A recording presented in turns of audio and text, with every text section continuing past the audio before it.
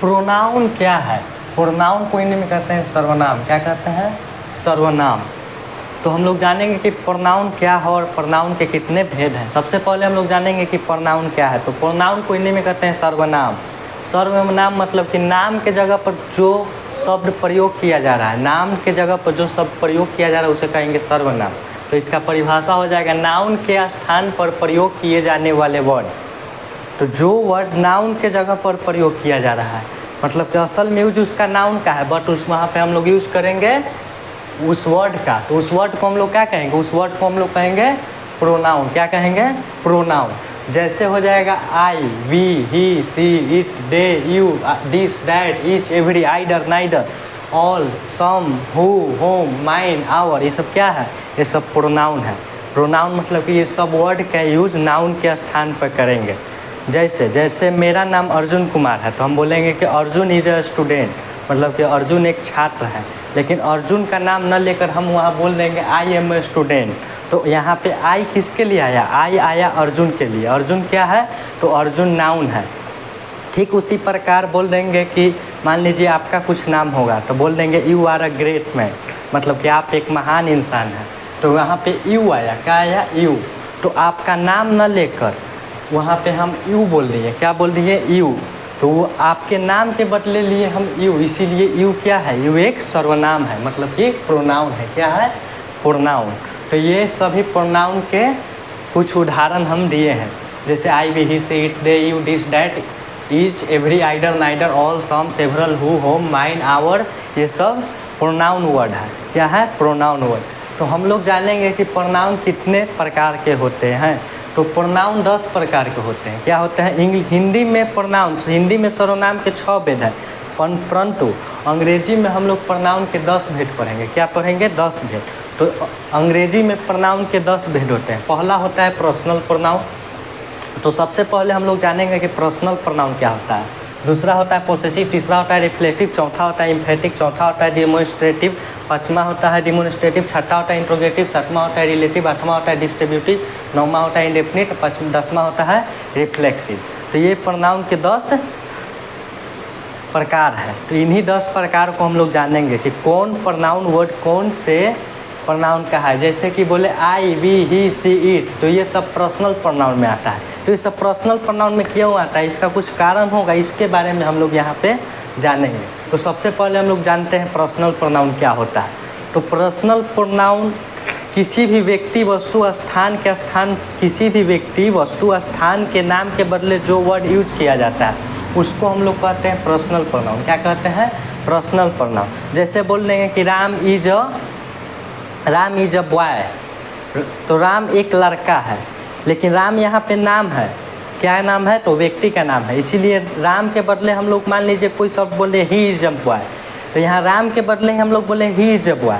तो he is a boy, तो ये क्या हो गया? किसी भी नाम के लिए, व्यक्ति के नाम के लिए बोला गया, तो ये हो गया पर्सनल प्रोनाउन। तो पर्सनल प्रोनाउन में जितने भी पर्सन है, first person, second person, third person, जैसे I, we, he, she, it, name, you, इस सब का किस में आ जाएगा? इसमें आ जाए, इस सब पर्सनल प्रोनाउन में आ जाए।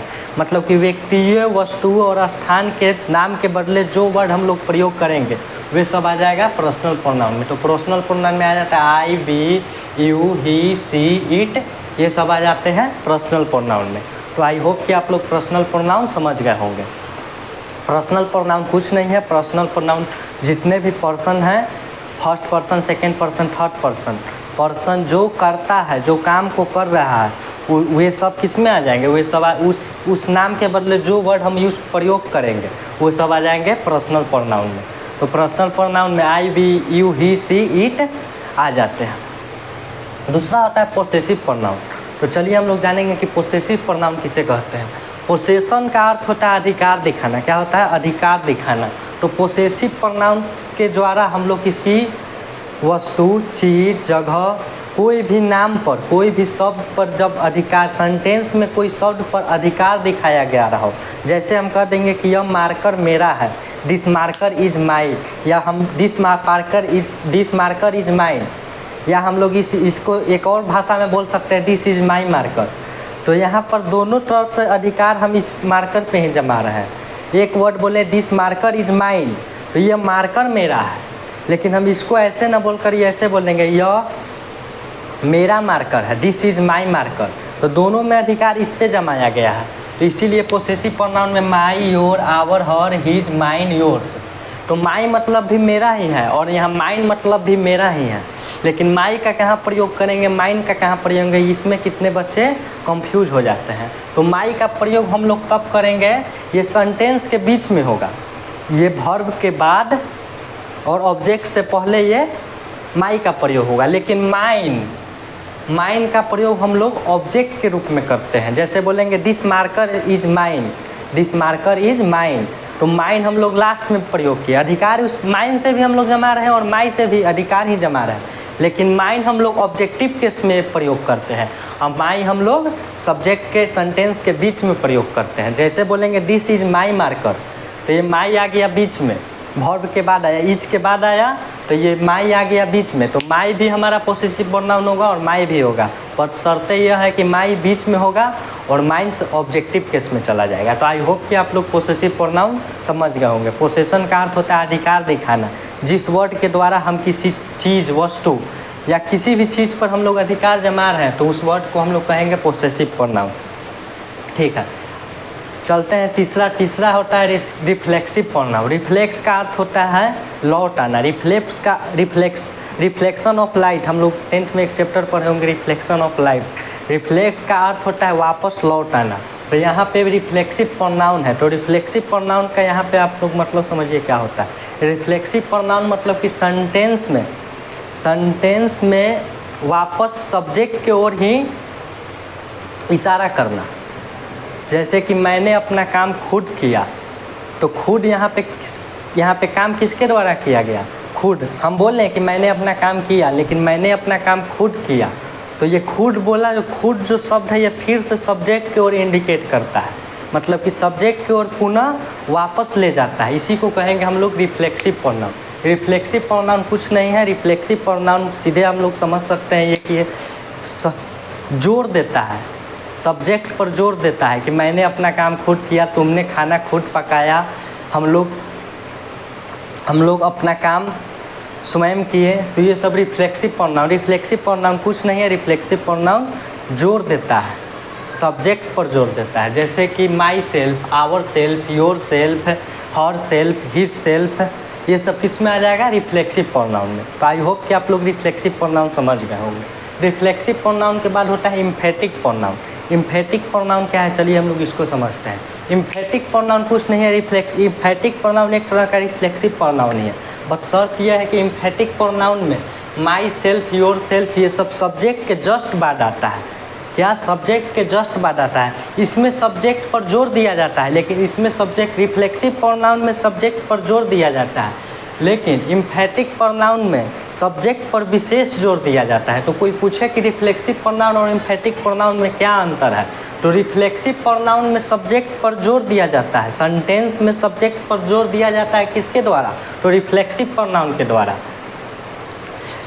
और सब्जेक्ट में और इम्फेटिक प्रोनाउन क्या है, तो इम्फेटिक प्रोनाउन के द्वारा सब्जेक्ट, सेंटेंस में सब्जेक्ट पर विशेष जोर दिया जाता है। तो विशेष जोर हम लोग कैसे देते हैं, जैसे हम लोग बोलेंगे कि I have done my work my self, मतलब कि हमने अपना काम खुद किया, तो ये माई सेल्फ यहाँ पे ऑब्जेक्ट के रूप में आ जा रहा है, तो ये हो गया रिफ्लेक्सिव प्रोनाउन। लेकिन हम लोग सब्जेक्ट के जस्ट बाद my self, her self, your self का प्रयोग कर दिए। जैसे कि you yourself done your work, तो मतलब कि तुमने अपना काम खुद किया। इतना नहीं, आप सीधे इतना समझिए कि अगर ये बीच में है, ये सब्जेक्ट के जस्ट बाद नहीं है myself, yourself, herself, तो ये हो जाएगा रिफ्लेक्सिव प्रोनाउन। और सब्जेक्ट के जस्ट बाद आ गया myself, yourself, herself, ourself, तो ये सब हो जाएगा इम्फेटिक प्रोनाउन। तो आई होप कि आप लोग रिफ्लेक्सिव और इम्फेटिक दोनों समझ गए होंगे, इसमें आप लोग को कोई भी दिक्कत नहीं होगा। चलिए हम लोग 5वां चलते हैं, डिमोन्स्ट्रेटिव प्रोनाउन।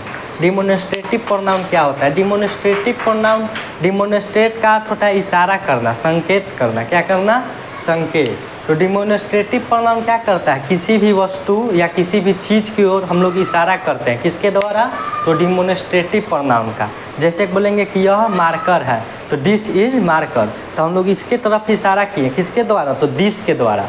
जैसे आप लोग मोबाइल के द्वारा, तो डैट इज़ मोबाइल, तो यहाँ डैट क्या है, डैट हम लोग इशारा कर रहे हैं कि डैट इज कैमरा, तो वहाँ वह कैमरा है। तो ये हम लोग इशारा करने के लिए किसका प्रयोग करते हैं, तो डिमोन्स्ट्रेटिव प्रोनाउन का। तो डिमोन्स्ट्रेटिव प्रोनाउन 4 होते हैं। कोई पूछे कि डिमोन्स्ट्रेटिव प्रोनाउन की संख्या कितनी है, तो 4। कौन कौन, तो डिस, डैट, डिज और डोज। तो आई होप कि आप लोग डिमोन्स्ट्रेटिव प्रोनाउन समझ गए होंगे। छठा होता है इंट्रोगेटिव प्रोनाउन। इंट्रोगेटिव का अर्थ होता है प्रश्नवाचक। क्या होता है, प्रश्नवाचक। तो प्रश्नवाचक सर्वनाम क्या है, तो प्रश्नवाचक सर्वनाम उसे कहते हैं जिसके द्वारा कोई प्रश्न किया जा रहा हो, कुछ पूछा जा रहा हो, जिसमें आ जाता है what, who, why, when, whose, how etcetera. जैसे बोलेंगे वाई आर यू सैड, आप उदास क्यों हैं, तो ये में वाई क्या है, वाई हमारा इंट्रोगेटिव प्रोनाउन क्या है, इंट्रोगेटिव प्रोनाउन है। तो वाई हमारा इंट्रोगेटिव प्रोनाउन कुछ नहीं है। इंट्रोगेटिव प्रोनाउन के द्वारा हम लोग सेंटेंस में प्रश्न करते हैं। क्या करते हैं, प्रश्न। तो आई होप कि आप लोग इंट्रोगेटिव प्रोनाउन समझ गए होंगे और वाक्य में आप लोग इंट्रोगेटिव प्रोनाउन को पहचान भी जाएंगे। सातवां हमारा है रिलेटिव प्रोनाउन। रिलेटिव प्रोनाउन क्या है, तो रिलेशन। रिलेशन मीन्स क्या होता है, संबंध। क्या होता है, संबंध। तो ये रिलेटिव प्रोनाउन है। तो रिलेटिव प्रोनाउन क्या करेगा, रिलेटिव प्रोनाउन संबंध व्यक्त करेगा। क्या करेगा, सेंटेंस में यह रिलेटिव प्रोनाउन सब संबंध बताने का काम करता है। क्या करता है, संबंध बताता है, किसी के साथ संबंध बताता है। कौन बताता है, रिलेटिव प्रोनाउन। कहाँ पे, तो सब्जेक्ट में, सेंटेंस में, माफ करिएगा, सेंटेंस में। जैसे कि हु, होम, डैट, हुज, ये सब वर्ड के द्वारा क्या किया जाता है, ये सब है रिलेटिव प्रोनाउन और इसके द्वारा सेंटेंस में संबंध बताया जाता है। जैसे कि हु का प्रयोग पोस्ट इंट्रोगेटिव प्रोनाउन में करते हैं। जैसे कि हु आर यू, मतलब कि आप कौन हैं, तो हम बोले हु आर यू, तो ये हो गया इंट्रोगेटिव प्रोनाउन। क्या हो गया, इंट्रोगेटिव प्रोनाउन, क्योंकि इसके द्वारा हम लोग प्रश्न कर रहे हैं। जैसे हम बोले कि हु आर यू, तो हम बोले आप कौन हैं, तो हु आर यू यहाँ क्या, यहाँ प्रश्न किया जा रहा है। क्या किया जा रहा है, प्रश्न। तो प्रश्न किया जा रहा है तो ये हो गया प्रश्नवाचक। लेकिन हु यहाँ पे रिलेशन में भी आता है, रिलेटिव प्रोनाउन में भी आता है। तो ये क्या है, ये हु क्या है और ये हु क्या है, इसमें कितना बच्चे कंफ्यूज हो जाता है। तो इसको हम लोग चलिए ठीक से समझते हैं। तो इंट्रोगेटिव प्रोनाउन क्या होता है, इंट्रोगेटिव प्रोनाउन के द्वारा हम लोग सेंटेंस में प्रश्न करते हैं। क्या करते हैं, प्रश्न करते हैं। जैसे कि आ जाता है what, who, why, when, whose, how. जैसे कि हु आर यू, क्या, हु आर यू, आप कौन हैं। तो ये हम लोग हु के द्वारा हम लोग प्रश्न किए, तो हम लोग पहचान गए कि इसमें प्रश्न किया जा रहा है। तो ये जो हु वर्ड है ये हो गया इंट्रोगेटिव प्रोनाउन। लेकिन रिलेटिव प्रोनाउन में भी हम लोग देख रहे हैं कि who, whom, this, that, whose, ये सब आ रहा है। तो रिलेटिव प्रोनाउन क्या करता है, तो सेंटेंस में यह संबंध बताता है। क्या करता है, संबंध बताता है। तो देखिए हु यहाँ पे भी है और यहाँ पे भी है, लेकिन ये हु प्रश्न के लिए होगा और ये हु संबंध बताने के लिए होगा। जैसे हम बोलें कि हु आर यू, तो यहाँ पे हम प्रश्न कर रहे हैं कि आप कौन हैं। लेकिन यहाँ पे हम कह रहे हैं, बोलें कि जैसे हम एक एग्जांपल ले लेंगे, the boy who is in hospital is my brother. जो लड़का हॉस्पिटल में था वो मेरा भाई था। तो यहाँ पे भी हु का प्रयोग किए।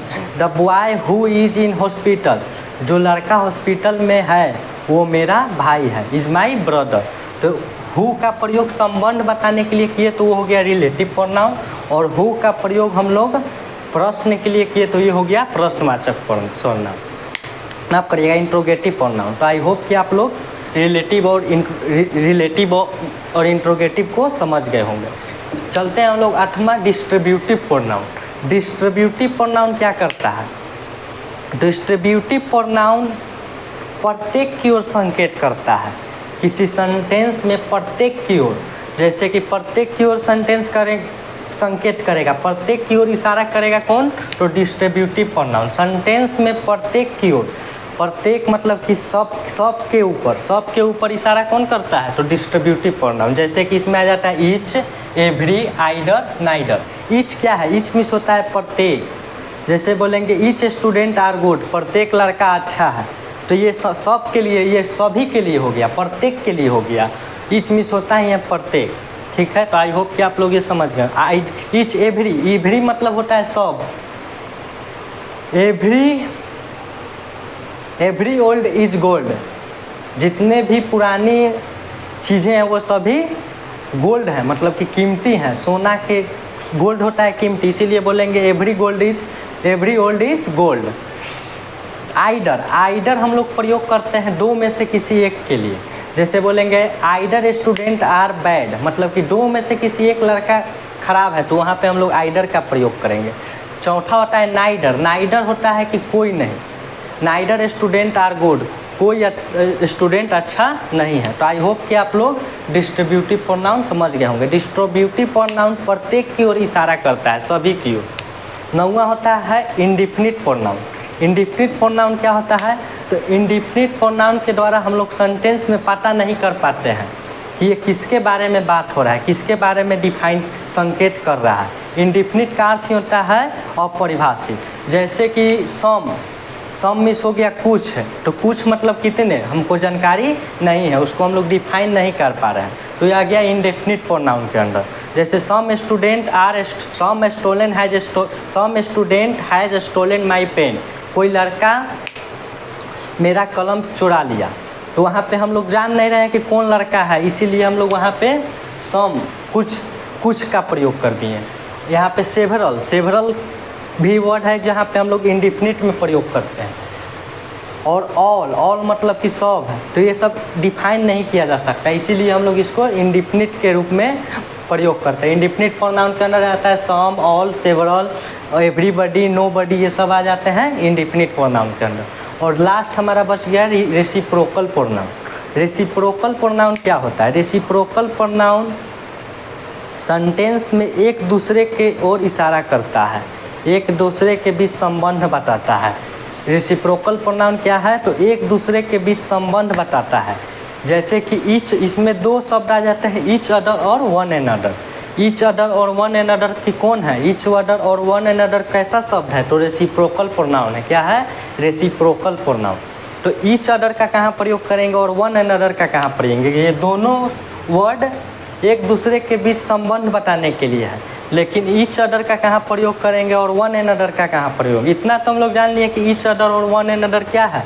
रेसिप्रोकल प्रोनाउन है। क्यों है? क्योंकि रेसिप्रोकल प्रोनाउन एक दूसरे के बीच संबंध बताता है। तो ईच अदर हम लोग कहाँ प्रयोग करते हैं? ईच अदर हम लोग दो के लिए यूज करते हैं। जब दो के बीच संबंध बताना है, दो व्यक्ति, वस्तु, स्थान के बीच संबंध बताना है, तो वहाँ पे हम लोग ईच अदर का प्रयोग करेंगे। लेकिन दो से अधिक के बीच हम लोग संबंध बताना है, दो से अधिक वस्तुओं या चीज़ों या व्यक्तियों के बीच संबंध बताना है, तो वहाँ पे हम लोग वन एन अदर का प्रयोग करेंगे। जैसे एग्जाम्पल के द्वारा आप लोग समझिए, जैसे मेरा नाम हो गया अर्जुन और कोई का नाम मान लीजिए कि हो गया रोहित, तो Arjun and Rohit help each other, मतलब कि अर्जुन और रोहित एक दूसरे के क्या कर रहे हैं? मदद कर रहे हैं। तो यहाँ दो का बात था, इसीलिए हम लोग ईच अदर का प्रयोग किए। लेकिन जब दो से अधिक का बात हो जाए, जैसे कि ऑल स्टूडेंट बहुत सारा है, तो बोलेंगे all student help one another, मतलब कि सभी बच्चे एक दूसरे के क्या कर रहे हैं? मदद कर रहे हैं। तो दो होगा, दो का प्रयोग करेंगे, वहाँ लगाएंगे ईच अदर। जब संबंध दो के बीच बताया जाए तो वहाँ ईच अदर, और संबंध दो से अधिक के बीच बताया जाए तो वहाँ पे वन एन अदर का प्रयोग करते हैं। तो आई होप कि आप लोग ये सब समझ गए होंगे। प्रोनाउन क्या है, प्रोनाउन क्या है, प्रोनाउन के कितने भेद होते हैं और प्रोनाउन के भेद में कौन कौन आते हैं। तो चलिए इस वीडियो को हम लोग यहीं समाप्त करते हैं। धन्यवाद।